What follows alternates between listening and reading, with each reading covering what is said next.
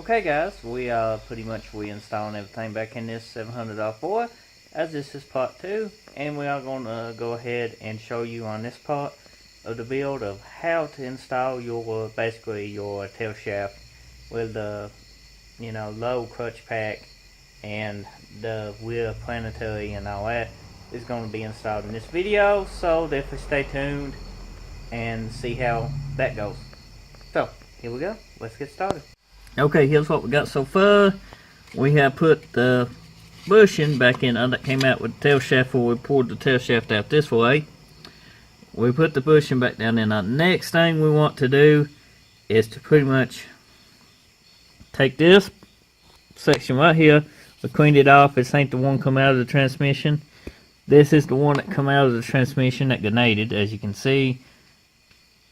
Hits okay, hit survived. This section did. The rest of it junk, but this survived. Could be cleaned up, but I ain't gonna use this. We might use this bearing. We'll check it out here in a minute, but we are not gonna use that. What we are gonna use is this one right here. As you can see, it looks good. We cleaned it up pretty good. It should be ready to install. Easy breezy. Now what you want to do is take your bushing right here. As you can see, it's got two sides, two grooves, one knob and one knob. It's for on. You will want this part, this right here, to go right like this. This needs to rest flat. This smooth side needs to go up against this, right like this. And it will look like that. Now I can't install this with two hands, so I'm going to show you exactly what we're going to do. Then we'll go to the other part. This will go into this just like so, with that bearing right here on it. You can use some assembly lube to make it stay on there. A little bit of transmission fluid usually helps, but assembly lube works better. This bearing has still got transmission fluid on it from what come out of this, so it should stick just fine. Let me install this and we'll go to the next part. Now once you get your bearing in place and this is set in, it should spin like so. Pretty easy with no effort.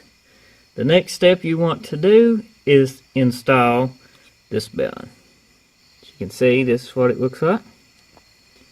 Right like this. It does got a groove on it, and it goes right in place.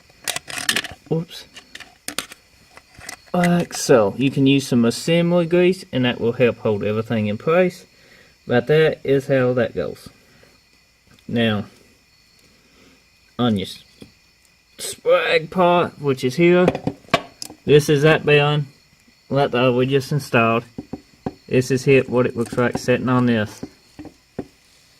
As you can see, right here's the little groove, and we can get this one off. But there it is. Now, when you set this in there, you can use assembly lube and make sure it's facing this way, like so. Now we'll go ahead and install the splag, and it will go in just like so. Well, not splag, but the planetary, I'm sorry. It's late night. Here we go. Now next step, once you get that in there, you want to do your crutches. Now, our crutches is used. We're going to wipe them off before we install them, piece by piece, single by single. First one you want to install will be this wave plate. As you can see, it's thick and it has less wedges on it, and it goes down in one way, since I remember that is not it.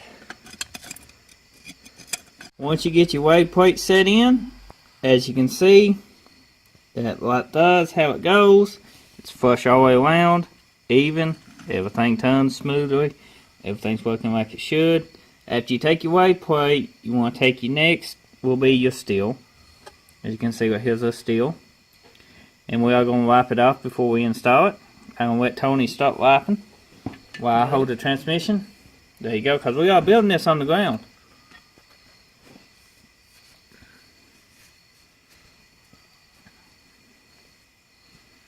And now we go, like I said, the one way, basically. So, all you have to do is figure out which way to go, and you'll be golden.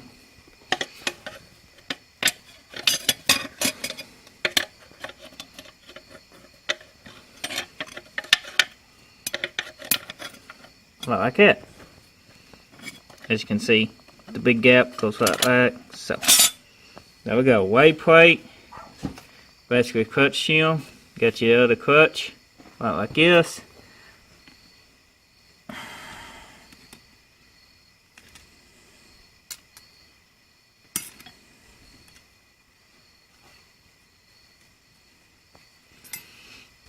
You can install your new clutches. Tony has cleaned them off pretty good. They look okay. So.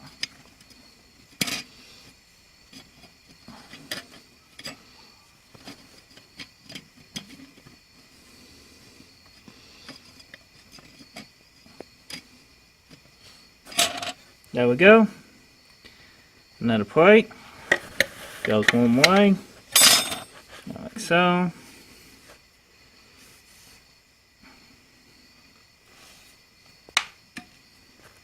Another clutch.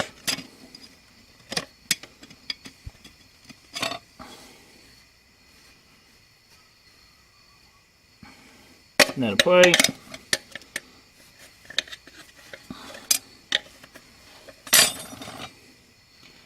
Another clutch.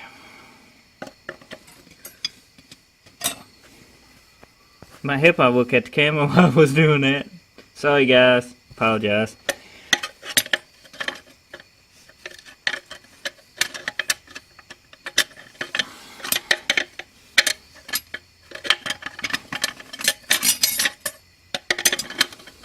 Like I said, it only goes one way, guys. Now clutch.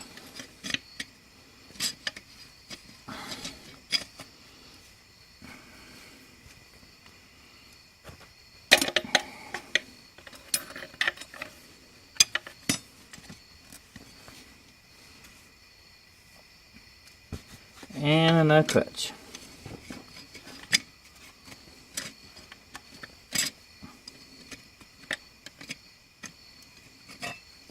There we go. Now, this is your top part right here. That works as another spacer for, well, not spacer, but basically a shim between your clutches, what I call them. This is the one that we are replacing it with, used, out of another $700 foil. What's that one? I'll show you the one that come out of this. Sure. Compared to the one that's bad. Right there. But now after you get your clutches in, the next thing you want to do is install your anti-clunk spring. I know Tony knows what I'm talking about. That thing that you said, well, go, does this go in it? Oh, yeah. It was laying there too. Somewhere. Oh, it is? Yes. Right here. It's got a glue. Okay, guys. Here's what we got so far. Now it's time to install this big bad boy. This big bad boy only turns one way. Tony, demonstrate to him. You don't care. It'll turn one way, but it won't turn the other. Let's see which way. I think she goes like this. There she is. Now we need to turn this to hit. Locks it in. Yeah. Let's see, like that should be hit. And press down.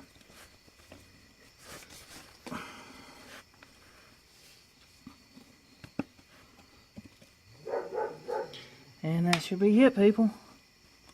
It'll turn one way, but won't turn the other. See? Okay, where's our hammer at, Tony? We had an orange hammer here. I did. Now, make sure it's seated in all the way around. You can take a rubber hammer and tap it, because I couldn't mash it in with my hand. I had to hit it, make it go on down with my rubber hammer. Now, once you get that, this is the anti-clunk spring. It should be sticking up. Make sure it is. You want that safe, because go ahead and install this. It's pretty straightforward. And then we go to the next step. Okay, this is one was in a transmission. It's like that. Isn't it? Oh no, I ain't here. We're going to inspect some parts from transmissions, make sure everything's good, as I got a bucket of transmission parts for these transmissions. That's just mature. Yeah. We're going to check everything, make sure everything is golden, everything is good. Snap ring still there? Yes, snap-ring's there. Okay. It's getting tight too. So we are inspecting these before we go to the next step, so be patient with us. Okay, next is your plastic washer. It's plastic. It goes in just like so. Sets right in there. Bingo. Easy done. Next is your sun gear, which is right here. This is the one we are going to go with. Simple, easy to handle, and all that good stuff. Right here. Now, it goes in just like so. Simple, easy. Everything spins like it should. Okay, next is your sun gear shell, which is right here. Yeah, I'm going to let Tony wipe it off before we install it. Okay, inspect your sun gear shell. Pretty much you want to check your teeth. You want to check for any cracks. You want to check any breakage. You don't want any trouble with your sun gear shell. They make upgrades for this you can pick up on eBay pretty cheap, but I would actually not get an eBay one. If you did, I get one from Transgo or one of them transmission websites, as they are usually better quality than the cheaper ones. But I'm going to inspect this as always, and then we will go from there. Okay, once you get the plastic washer in on, then in your sun gear, next is your sun gear shell. It will mate right up like so.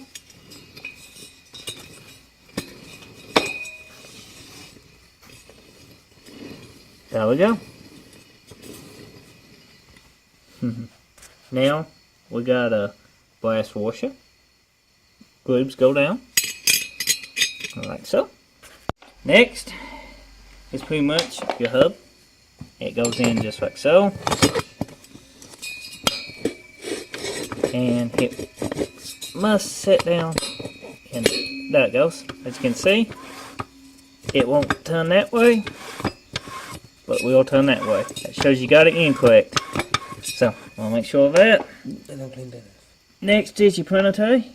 You want to go about next. You can put it onto here,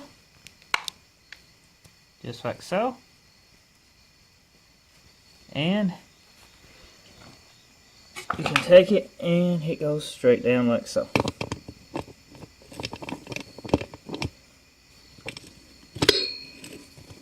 Make sure it spins good.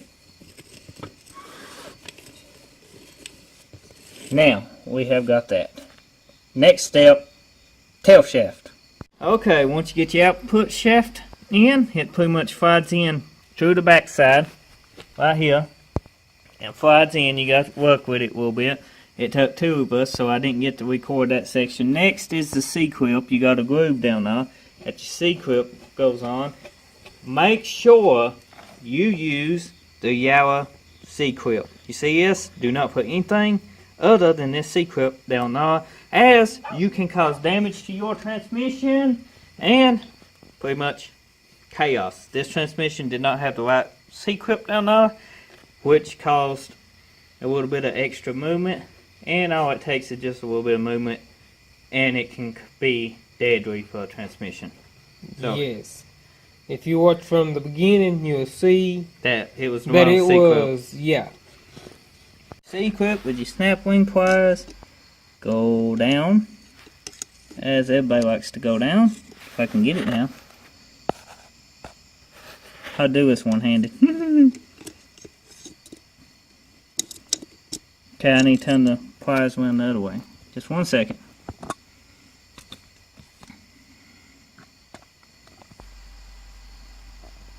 Sorry about that, people. There we go. Down we go. If I had one way to bend that part down. Let me put this camera down and get this snap wing on. Much better once the C-clip is in, huh? We're all good now. Everything's hooked up the way it's supposed to be. So, next step, well, is another video. So I hope you enjoyed this video of how to install this section on your 700R4, 4L60E, pretty much the same thing. And until next time, I finish the video. Okay guys, hope you enjoyed this video. That's how you pretty much put the input shaft on. Table helps, transmission tools also help more than what. But if you're doing it at home in your garage with a buddy, like Tony, then it can be done pretty easy. As you can see, that step's out of the way. Next step is pretty much putting in all your drums, your band, and that. So that's another video. Be sure to tune in for that. It will be uploaded very soon. And until next time, I see you then. Don't forget to hit that subscribe button.